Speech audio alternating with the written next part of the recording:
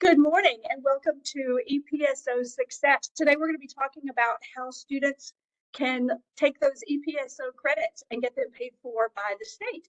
My name is Suzette Telly. I'm the statewide services coordinator for the Tennessee Higher Education Commission. And this is, I believe, the 6th installment in our webinars for TN series. We actually have two experts with us today, one from the Department of Education and one from our own staff at THEC, TSAC in the Grants and Scholarships Division. So I'm going to just allow them to introduce themselves. Jana, you're first up. Good morning. My name is Jana McCall. I am with TSAC. I'm the program coordinator for the dual enrollment grant and middle college scholarships, specifically for this topic of conversation, but I do manage a couple other programs, but I'm glad to be here. Good morning. Excuse me. Good morning, everyone. My name is Liza Ambrose. I'm a program manager for early post-secondary opportunities at the Tennessee Department of Education. I've been there for about a little over 2.5 years, and I'm really excited to talk to you more about EPSOs today. So with that being said, I'm actually just going to go ahead and jump right on in to our presentation. So I'm going to share this and kick us off. Okay. Excellent. So I'm thrilled to share more information with you all about EPSOs from a very high level kind of overview of what the state offers and answer questions that you may have about them. So we're gonna this is just a brief agenda of what I'll talk about, a brief overview of the different EPSOs that we offer here in the state of Tennessee, and then make sure that you all have some resources and key contacts if you're interested in expanding the EPSOs that you offer in your school, and to think through maybe some critical questions of how to expand and how to strategically expand those offerings to students. And then we'll have questions at the end. So if you've ever been in a presentation with the Tennessee Department of Education, you know that this is always in our slide deck. It is our strategic plan and vision that we include in all of our presentations, that we as an organization are focused on academics and that all Tennessee students will have access to high quality education no matter where they live. Student readiness, that Tennessee public schools will be equipped to serve the academic and non-academic needs of all students in their career pathways.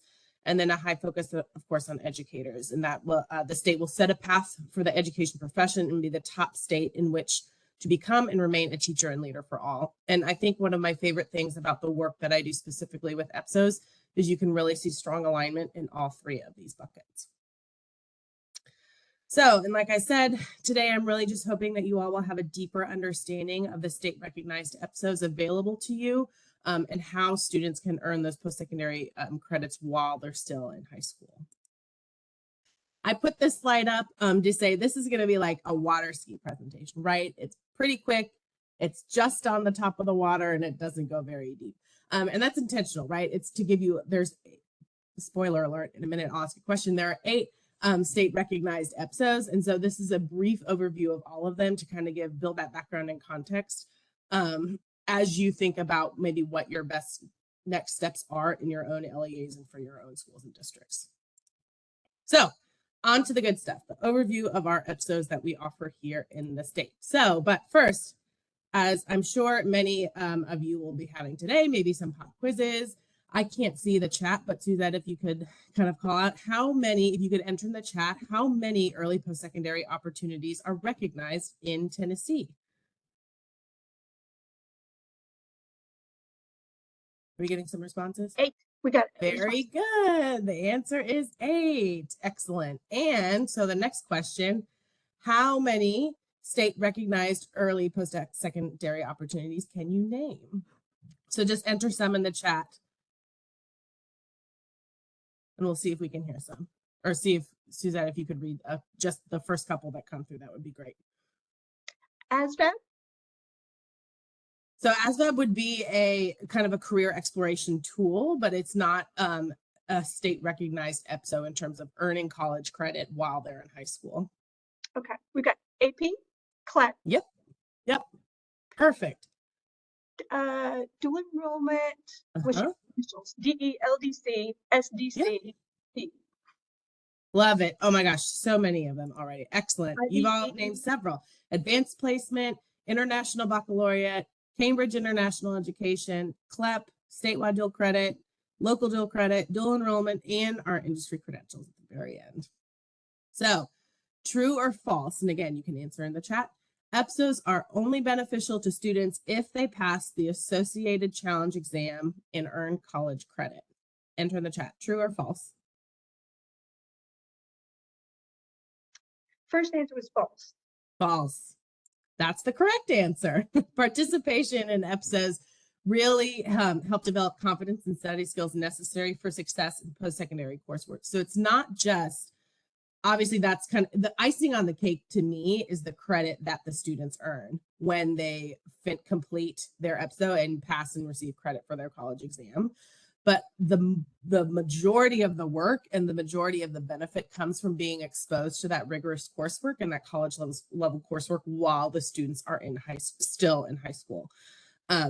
So there are immense benefits to enrolling and keeping students in EPSO courses, even if they don't pass the challenge exam at the end of the course. And finally, how does a district enroll in Mm-hmm. EPSOs? This is kind of a trick question because it ultimately depends on the EPSO that you are interested in and which one you want to pursue. So, and we'll briefly talk about that a little bit as we touch on each EPSO themselves. All right, so now we're going to move into those state recognized EPSOs that you all that we named and talked about just a few minutes ago. So the first kind of group that I think about when we're thinking about just our EPSOs in general are kind of external organizations. So the first one that we have is advanced placement, which many of you may be familiar with, maybe teachers of, may have in your school.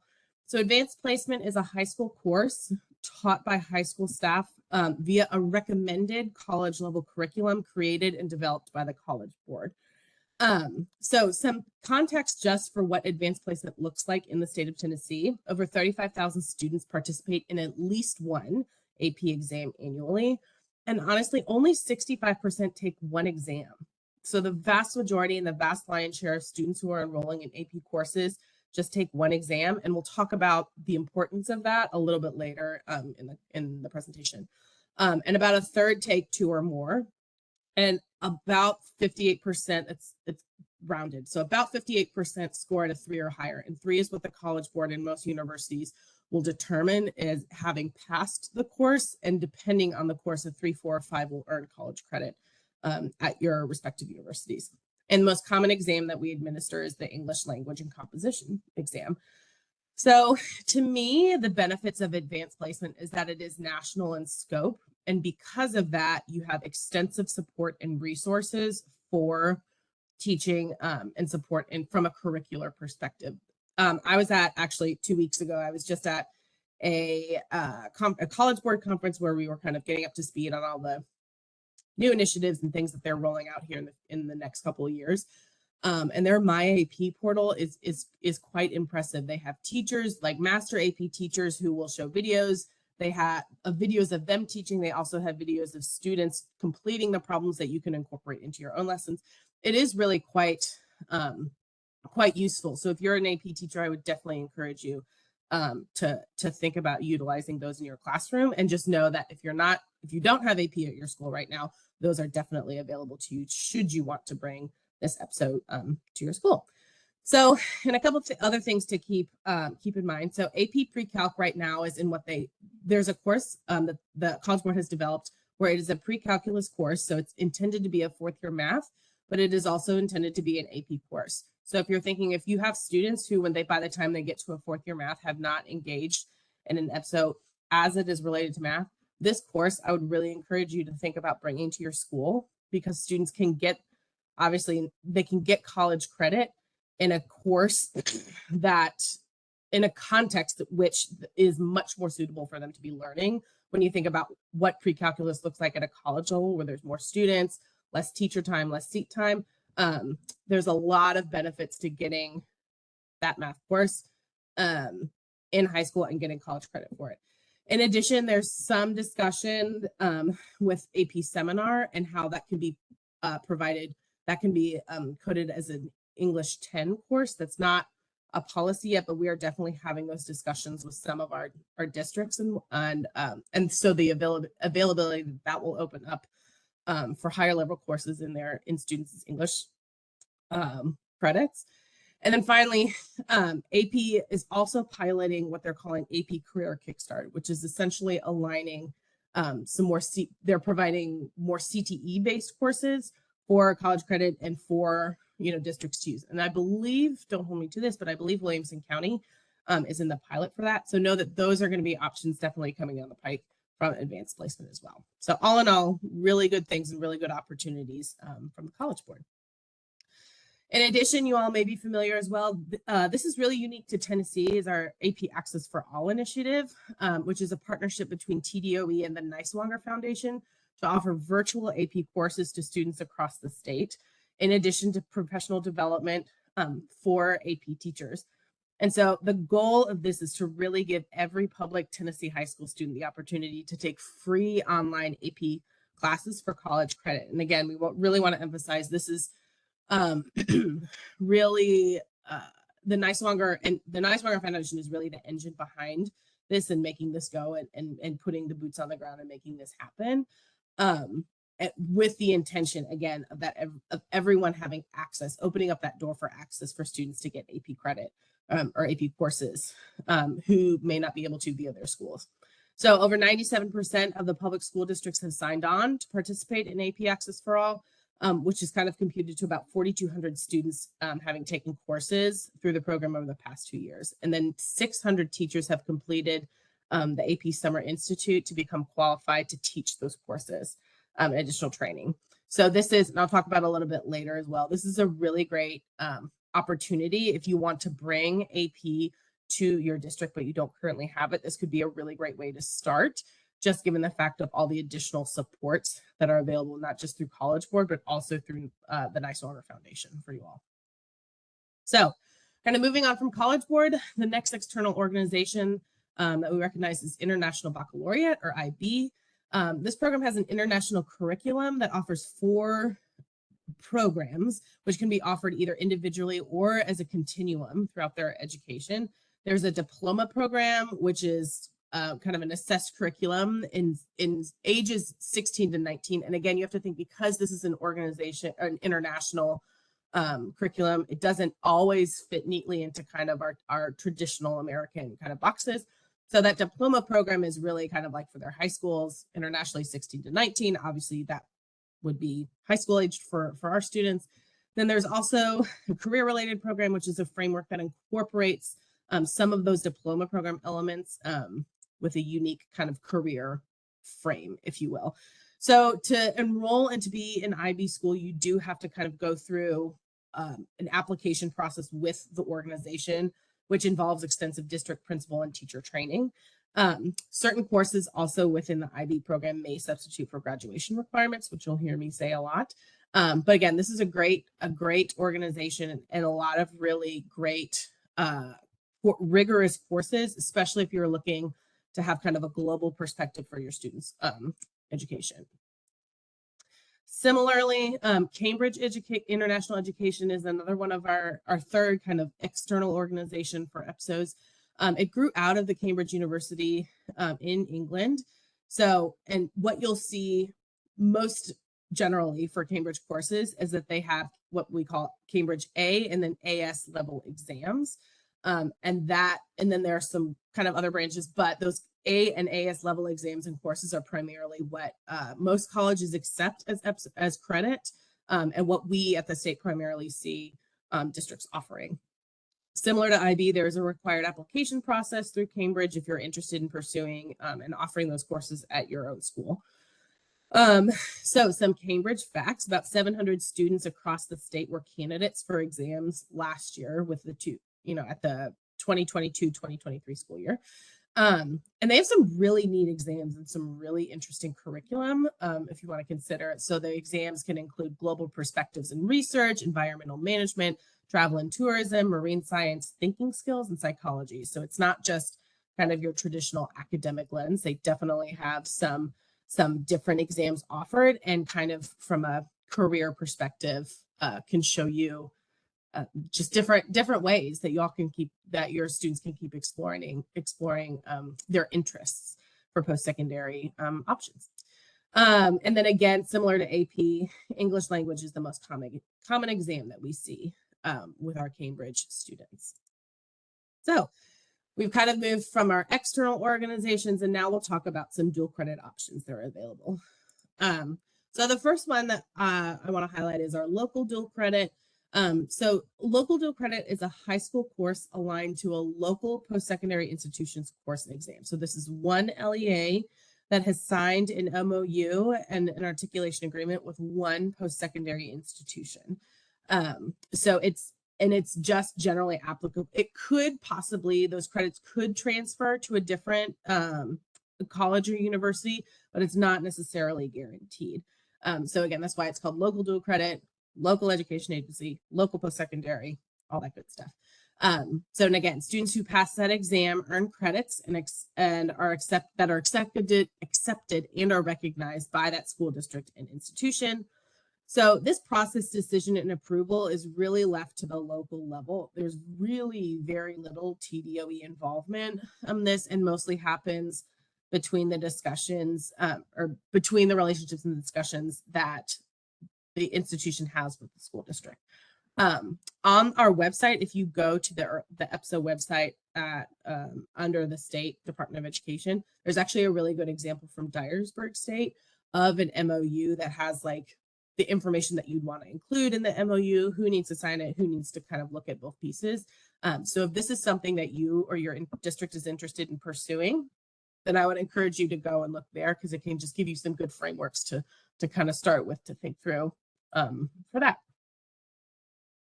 So after local dual credit, we have statewide dual credit. And so statewide dual credit are college level courses taught in high school classrooms by TBR trained high schools and teachers.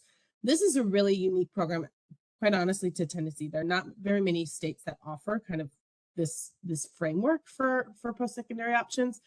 And so as you may be familiar with, it's a set of 14 courses that range from introduction to agribusiness to speech and communication to world and U.S. history.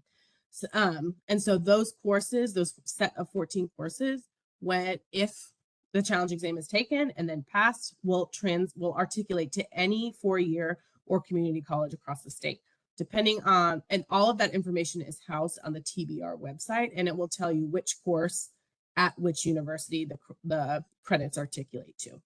So with SDC, there is no cost to teacher training and no cost for the students to take the exam, which I think is a really important factor in terms of an equity piece of getting students into the door, if you will, getting their foot in the door for access to post-secondary curriculum. This is dual managed between TDOE and TBR. So we meet monthly, myself and then our folks from TBR meet monthly to discuss what needs are and kind of next best steps. Students enrolling in SDC take the challenge exam at no cost, and then those are accepted by TBR, UT, and 4-year institutions. And then those SDC staff are Stephen Berryhill, who's the director of EPSOs at TBR, and then Nellie McCall and Christian Bebyak, who work kind of on the back end with the systems and the kind of reporting sides as this credit for the program. And so now we're kind of talking to dual enrollment, which I'm sure many of you, and I know that Jana will spend a lot of time talking about in a minute, so I'll just briefly discuss this as well. This is a post-secondary course taught at an institute of higher education or at a high school or online. The location of the course doesn't really matter for purposes of qualifying the course as a dual enrollment course. From our, and by our, I mean like the state TDOE's perspective, we have a lot of requests for certain courses to be coded as that teachers will like search for a particular dual enrollment course in the catalog and they can't find it, which is very understandable. There's a lot of courses. It's a big system. We hear that all the time. So to kind of address that, we've created an EPSO course code request form. And so that is listed on our website as well. And so you can just go and request, and it's just a simple form stack. It's routed to myself and our business manager for the CCTE division. And that just lets us know that you need a specific course code so that you can enroll your students. And obviously it syncs with whatever kind of SIS system that you have at your district. So you'll have that course code and you'll enable your students to get enrolled in that.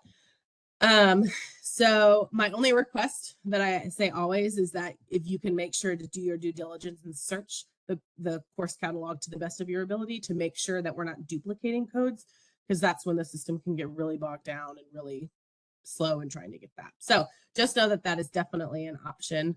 We can always create a course code. You submit them to us, and then generally they're available the next week to be viewed in the catalog itself. And then obviously the engine behind dual enrollment is the dual enrollment grant, which I'm sure Jana will talk about. So I'll leave that to her to address later. And so finally, after dual enrollment, we end with, we get to industry credentials. So, which industry credentials are a great tool, and we're really excited that they are considered EPSOs. Their credentials earned through secondary and post-secondary career and technical education courses, usually, but not always. You know, folks can take really an IC exam in any kind of course that it aligns to. Credentials do need to be aligned to, if they are for programs of study or they are in CTE courses and want to be counted for concentrator status, they just need to be aligned with the program of study, as well as with post-secondary and employment opportunities and the skills acquired through that program of study. So, and any student can earn any credential. We have recognized, values, and preferred, and those are evaluated on a 3-year rotation. So John Mummert, who his contact information is at the bottom of this slide, he is really our guru and our go-to on our team, excuse me, who kind of oversees all of our ICs at the department. And so there's the programs of study are basically grouped into 3 different groups, and every 3 years those associated industry credentials are reevaluated. And so they'll be evaluated whether they're still recognized or valued or preferred, or maybe those distinctions need to change. And then they'll also add additional credentials if any have been developed over the past, that 3-year cycle. So if you do have any questions as it relates to industry credentials, I would encourage you to go and contact John, because he really is the best positioned likely to answer your questions. So finally, when we're thinking about EPSOs at the department, our big goals and what I am thinking through kind of on a big picture strategically is that 100% of our LEAs offer at least one EPSO to their students. The biggest jump you will see from a grade weighting perspective, from an access perspective, and the benefits really that you receive from enrolling in EPSOs is when students go from 0 EPSOs to 1 EPSO. Once you get higher into the like 4, 5, or 6 or beyond, the difference between the difference of benefit gets smaller and smaller and smaller. So we really want to encourage all of our districts to think, how do we get every single student into an EPSO before they graduate from high school? We also have a goal of, and really most districts are at that point. There's very few districts that don't offer any EPSOs to their students, but that is still a goal that it's not at 100%. So it's still a goal that we're working towards. We also want to see ideally a 5% increase of year-over-year EPSOs for students, and then also want to keep an eye on that increased access for economically disadvantaged students for EPSOs. So if you're thinking of how do I increase, or wanting to think through how I increase EPSO offerings to my students, my first recommendation would be to think through both your district, principal, and teacher capacity and what that currently looks like. If you have the capacity to take on more EPSOs, and then if you do, how much capacity you have, because that will depend on the EPSOs that you want to pursue. The no-cost EPSOs currently that we have available are statewide dual credit and AP access for all. So if finances are something that is a barrier for your district, that's where I would encourage you to start with, because with SDC, there's no cost to the teacher training or to the student exam. And similarly for AP access for all, there's no cost to the teacher training. And then I believe it discounted for the exams at the end of the year. If not, no cost to that at all, indeed. In addition to, there's extensive support in both of those programs, both from TDOE and the Board of Regents. And again, the thought of like, we just really we want everyone to go ideally from 0 to 1. That's where you get the biggest benefit, and your students will see the greatest benefit long term.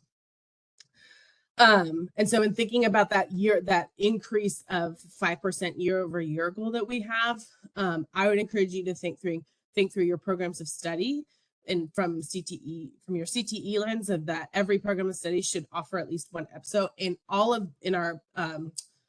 In our matrix that we have, all level 4 courses and most level 3 courses offer an EPSO, either a dual enrollment or an AP or an STC and something like that. So it's definitely attainable for y'all from a course offerings perspective, that's available to you. And then in addition, with this expansion of our dual enrollment grant, which again, I'm sure we'll talk about in a minute as well, freshmen have the opportunity to enroll in TCAP, which is very exciting and gives many more opportunities for our students to have access to EPSOs. And then from an economic disadvantage, to keep an eye on that, please know that the department does offer fee waiver programs for AP, Cambridge, and IB testing for economically disadvantaged students. There are additional, and then the AP does lowers their cost for economically disadvantaged students as well. So some of you may be familiar with this process. The timeline has changed a little bit just because it'll allow us to get those dollars back to you quicker. We're hoping with this process, but knowing that like your estimates for who will take your exams are going to be due in December, so around next month. Keep an eye on newsletters, both the CCTE newsletter and then our commissioner's update for directors, because that's where we'll be posting all that information. You'll additionally have to submit your assurances and rosters in May of 2024, and then hopefully with this kind of expedited timeline, we'll get your payment out to you in June of 2024. So that is really kind of the end of my presentation. This page is like key context that I'm happy also to send out if anybody has any questions, to send all this information and make it available to you as well. But just know, if you are interested in specific episodes, these are the folks likely that you'll need to contact to start that conversation. So other than that, that's it. Thank you, Liza. Yeah, we've had several questions asking about your slides and whether, are you willing to share those slides out with our? Oh, absolutely. Yes. I can send it right to you, Suzette, and you can send it to the folks who are here. As well, and we'll probably send those out at the beginning of next week, so be looking for that. A couple of questions, Liza, that came in. This one I think came in when you were talking about the AP Access for All. How does this work with their course schedule? Is this a class they enroll in? Is this online asynchronous? Yeah, so it definitely is online. I believe it is. There are asynchronous options, and so you can go and enroll you can take the course whenever the student has access to. Chelsea Rose, who is our senior director on our team, really has all that information. So her contact information on the slides is included for the APA program. So I would defer those questions to her, but to my understanding, yes, that you can work asynchronously with AP Access for All. Okay. We have another question. What is the rationale for allowing high school students to enroll in any and all dual enrollment courses at a college? I mean, so to me, I think that there's just an option of, again, you get that opportunity to have the rigorous coursework in terms of exposure to post-secondary coursework in a field that a student is potentially interested in. So from a curricular and an academic side, you get a higher rigor of coursework, which is great. And I think in addition to, if we're thinking kind of long-term from a career exploration perspective, if students can have exposure to what they think they are interested in earlier in their high school career, it can help either confirm or sometimes more importantly, deter them to another career field, right? I have, actually she's my cousin, but we were talking about this earlier, and she thought she really wanted to be a nurse. She got into a course at a local community college that had some shadowing that she got to go and do a surgery, and found out that she could not stand the sight of blood and had kind of an episode in the middle of the surgical room. So, but how thankful was she to have that experience and to have that course available to her. So now that she's not wasting time or energy in the medical field, when she knows that that's not going to be a realistic option for her. So to me, I think there's immense benefits Additionally, to getting credit at a reduced cost, there's a big financial benefit if you can get those stack those post-secondary credits before you go to college. You can you'll have more going in, and so you can expedite your whole college experience. So all right, thank you very much. I'm sure more questions will be coming up, but let's move on to Jana McCall from Grants and Scholarships here at TSAC, and she's going to be talking about how. Oh, hold up, I do have one more question. Did I hear correctly that as long as the student attempts an SDC course, then this counts as an EPSO without passing the exam at the end? yeah, correct. From a ready grad perspective, so that is correct for any of our EPSOs, AP, IB, like any of those things. Your student has to attempt the exam in order to be counted as in order to receive EPSO credit for ready grad. Okay. And one other question: if a DE course code is requested and received, will that be added to the search for other school use if needed? Yep. Yes, it will. Okay. And I think that's it for now. Keep those questions coming and we'll answer those at the end of Jana's presentation. And Jana, I'm going to turn it over to you. Thank you.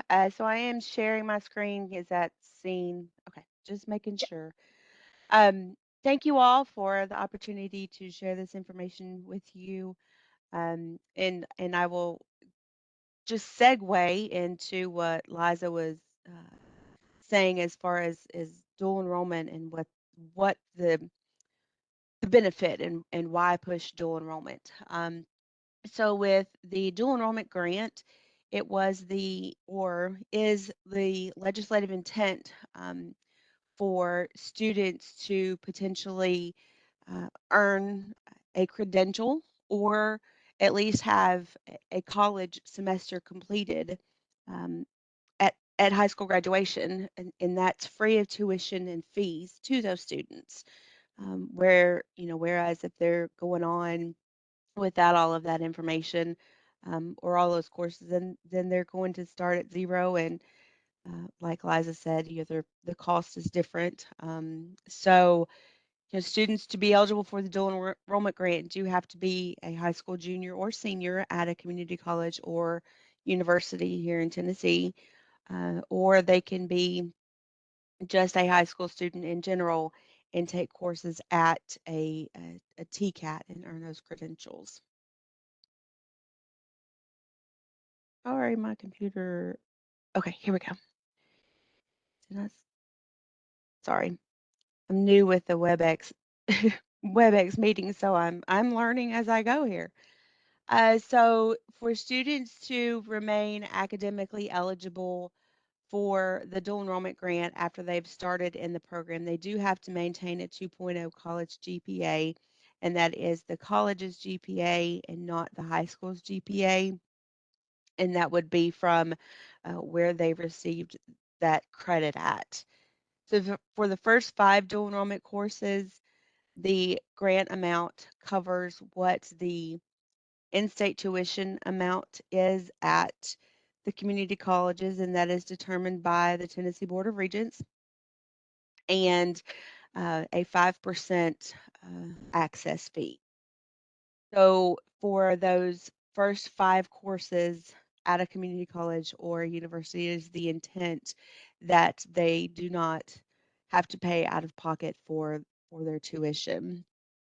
And for courses 6 through 10, we do determine an award amount each year, but typically it has stayed, or not typically, it has stayed $100 per credit hour once they've taken courses or are taking courses 6 through 10.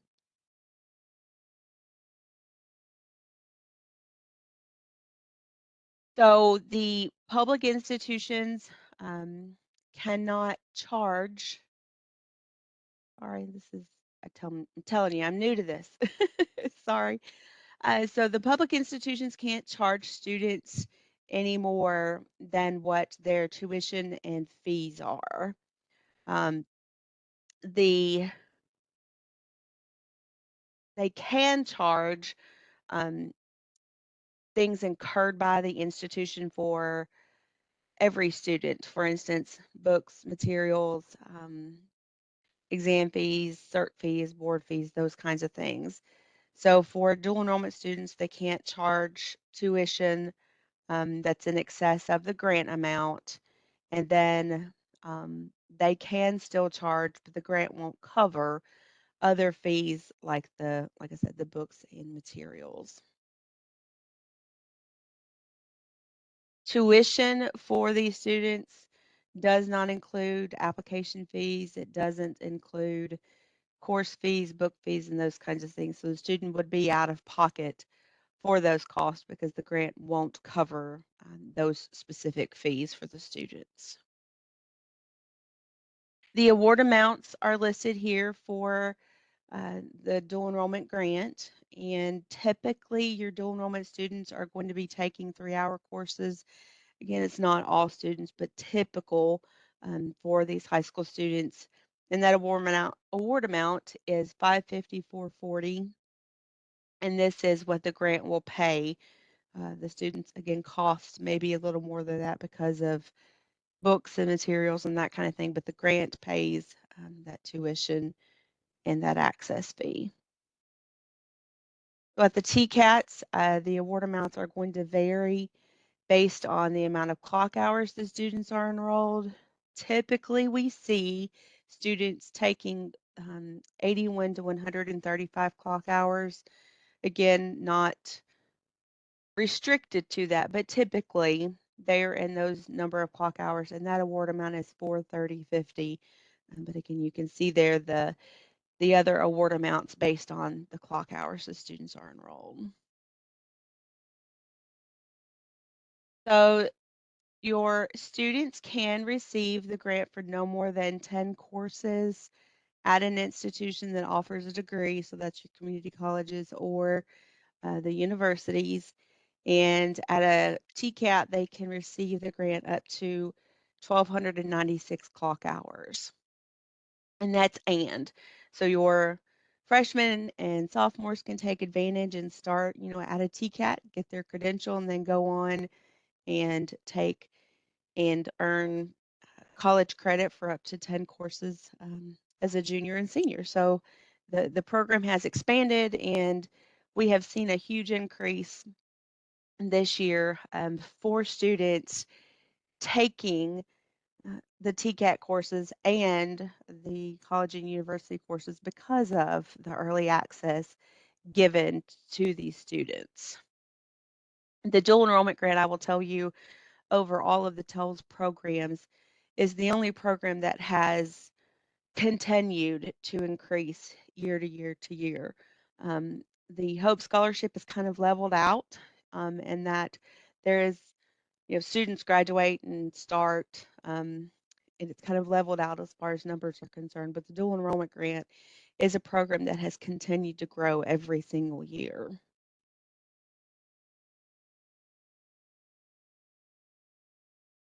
Moving on to the Middle College Scholarship, the purpose and intent of this program is for students to graduate high school and college at the same time with an associate degree.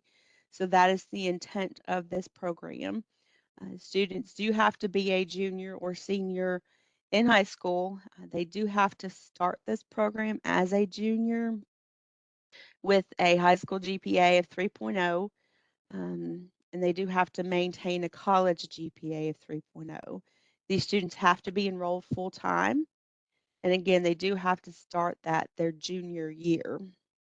The difference in this and dual enrollment is that students are enrolled full-time, whereas dual enrollment students typically are not full-time students. The award amount for the Middle College Scholarship is greater, and that is $2,000 per semester, so that's the $4,000 for the academic year. If students lose the Middle College Scholarship, they can come back and be eligible for the dual enrollment grant if they've lost middle college eligibility. So just keep that in mind that, some students may be gung-ho about getting that associate degree and start and realize that full-time enrollment is just too much. and then change their mind and want to just take a couple of classes this semester. So they could then get the dual enrollment grant instead of middle college. These are the institutions here in Tennessee that offer middle college programs with agreements with local education administrations. I believe the only community college not on here is Southwest. I could be wrong. Either way, again, these institutions do have an agreement, and they have to have that agreement with an LEA, and it's typically by high school. Not always just high school. There are some that are county or district in general. So there are programs added every year. We've had programs added and then come off, and we just require that the institution have that agreement with the LEA, and how that works between these colleges and the high schools. That is up to you all. That's not something that TSAC gets involved in. We just have to see that that MOU, that memorandum of understanding, is out there. So if you don't offer middle college currently and are interested in doing that, definitely have a conversation with your local community college and see what needs to be done to get that started for your students. So for middle college, they do have to maintain that 3.0 GPA. And if they fail to maintain that GPA or full-time enrollment, they're going to lose that scholarship. And they would also no longer be eligible once they've completed 2 years or they graduate from high school. So here are some contact information for you all. Robert Biggers is the director over grants and scholarships. My programs are listed there. You see Tracy Biggers' information as well. She is on this list because she does handle the appeal process within TSAC. There are instances where students need to appeal losing or not being eligible for their grant for one reason or another. So that's why her information is here. I just realized that in these slides, there's not information on application processes. This was used for something else, and I just realized that it's not there. So students do have to submit grant applications by deadlines each academic year. And the new academic year applications always open in January. So the 24-25 applications will be open and available the first business day of January. But there are different deadlines, and I can be sure to add that to this presentation so you'll have that. But the deadlines for fall have passed for the community colleges and the TCATs, but the spring deadlines are March 1st for the TCATs, and then it's February 15th for the community colleges and universities. The middle college scholarship application, that is September 1st. And again, that has to be their junior year. They do have to apply and be eligible, but they do also have to reapply for their senior year as well. All those applications are in the TSAC student portal. And just so you know, if a student submits a middle college scholarship application, our system automatically submits an application for them for the dual enrollment grant as well. We have students that think they're going to do middle college, change their mind, come back and want to do dual enrollment, then the deadline's passed. You see where that's going. There's lots of problems, lots of issues. So we did decide to go ahead, and once a student submits a middle college application, the system does automatically do a dual enrollment grant application for them as well. So that's all I have with this. Suzette, I think I saw some questions popping up there. I did. And these are kind of related questions. I'm honestly not sure. I think this is a Liza question, but it could be for you, Jana. I'm not sure. So two interrelated questions. Why do dual enrollment classes not count toward lottery GPA in college. And then the second part of that was dual enrollment GPA does not count toward lottery GPA, a statement. Is there any chance that a student could decide if they want to use that GPA in college? Okay, so for college credit in general, they do count. Dual enrollment courses do count for institutional GPA and our purposes. However, for Hope Scholarship purposes, it is legislatively written that the Hope Scholarship continuation GPA requirement only includes courses attempted after high school graduation. I've seen this benefit students negatively and positively. Students get in as a high school student and don't do well in the college rigor and have a terrible GPA. Well, that could negatively impact their Hope Scholarship, obviously. But I've seen it also negatively impact a student in that, they have a 4.0 college GPA for dual enrollment and could use that for Hope purposes. But again, legislatively, it is written that it's only courses attempted after high school graduation that count towards Hope Scholarship continuation purposes. Okay. And we have another question. Are there funds to pay for high school students to take dual enrollment courses during the summer while in high school? Yes, summer payment is available. And obviously, freshmen and sophomore are only going to get that in the summer at a TCAT unless that sophomore is considered to be a junior as of the summer semester. Then that summer between their sophomore and junior year, they can get it at a community college or university. Again, they do have to be considered a high school junior during that summer term. But yes, students can receive the grant in the summer terms as long as they meet the continuation requirements for eligibility. Okay. Then this is just a case in point.